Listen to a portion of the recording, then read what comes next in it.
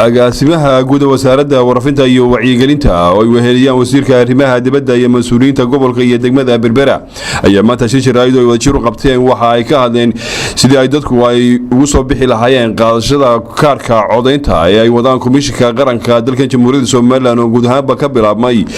jidaha iyo deegaanada kala duwan ee gobolka Saaxil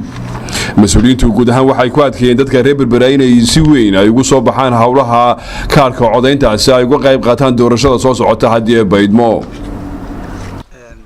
shirkan jiraayeen maanta ku qabanayno magaalada Berbera caasimadda gobolka Saaxil wuxuu daaray maadaama ay socoto qaadashadii kaararka diiwaangelinta codbixiyaasha oo maalmahanba ka socday gobolka Saaxil iyo gobolada Awdal iyo xeebaha gobolka Sanaag inaan bulshada runtii u cadeyno in diiwaangelinta si habsamay marka hore u socoto oo dadka kaararka ay qaadanayaan laakiin goobihii la shalaam soo marnay gobolka ka tirsan aad moodo markaa qaadashadii kaararka la qaatay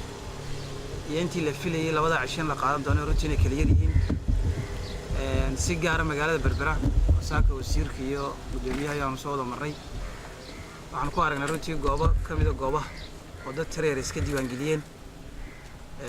waxaan kan fariin uga direynaa dhammaan cid kastoo isku diiwaangelisay doorashada inay kaarka qaataan dadka ka baxsan magaalooyinka ay kaarku ku soo hari doonaan sida Berberiya Sheekh waqtiga istanaad buu yar yahay laba cisho oo ka tageen maanta waa maalintii saddexaad waxay noo dhimay waa laba cisho kaliya wada dhaqameedada dadka mas'uuliyiinta siyaasiyiinta waxgaradka waxaan faraynaa inay is abaabulaan waayo tartan baa lagu jira gobol kasta gobolka kale la tartamaya waxaan la tartamaynaa marka caalamka la tartamaynaa maanta in Soomaaliland u helnaan u baahanahay kaarka aad qaadanaysaa waxaad ugu helinaysaa qarannimada iyo ictiraafka Jamhuuriyadda Soomaaliya helayso hawlaha kaarka codbixinta ee wadaan komishanka qaranka dalka Jamhuuriyadda Soomaaliland ayaa sida loo yahay waxa uu ka bilaabmay gobolada Saaxil Awdal iyo deegaanada ka tirsan xeebaha gobolka Sanaag taasi oo loola jeedo sidii ay guud ahaan dadka Jamhuuriyadda Soomaaliland uga qayb qaadan lahaayeen doorashada madaxtooyada ee soo socota ee lagu wado in dhacdo hadii ay baydmo dabayaaqada sanadkan Cabdi Salaan Xariir Sheekh Usmaan TV-ga qaranka Soomaaliland Berbera